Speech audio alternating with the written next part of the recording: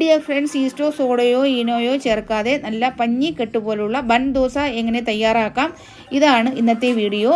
1.5 cup idli rice, 1/2 cup അവൽ, 1 spoon ഉലുവ എല്ലാം കൂടി 2-3 പ്രാവശ്യം കഴുകിയതിന് ശേഷം വെള്ളമൊഴിച്ച് 6 മണിക്കൂർ കുതിർത്ത് ഒരു മിക്സിയുടെ ജാറിലേക്ക് മാറ്റി 1/2 കപ്പ് ചിരകിയ തേങ്ങയും 1/2 കപ്പ് വെള്ളം കൂടി ഒഴിച്ച് ഇഡലി ബാറ്ററിൻ്റെ കൺസിസ്റ്റൻസിയിൽ അരച്ചെടുക്കണം കേട്ടോ.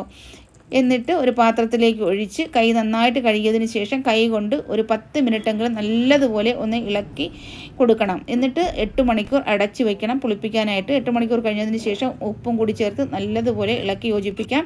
ഇതിൻ്റെ മെയിൻ വീഡിയോ ഞാൻ അപ്ലോഡ് ചെയ്തിട്ടുണ്ട്, ലിങ്ക് മുകളിൽ കൊടുത്തേക്കാം. കടായി ചൂടാക്കി ഉള്ളി, പച്ചമുളക്, കടുക് എല്ലാം കൂടി ഇട്ട് താളിച്ചതിലേക്കിട്ട് കടായി ചൂടാക്കി കോരി ഒഴിച്ച് ലോ ഫ്ലെയിമിൽ ഇതുപോലെ ചുട്ടെടുക്കാവുന്നതാണ്. വളരെ സോഫ്റ്റ് ആയിട്ടുള്ള അപ്പം റെഡി ആയിട്ടുണ്ട്. ഇഷ്ടപ്പെട്ടെങ്കിൽ ലൈക്ക് അടിക്കാൻ മറക്കല്ലേ. Thank you for watching.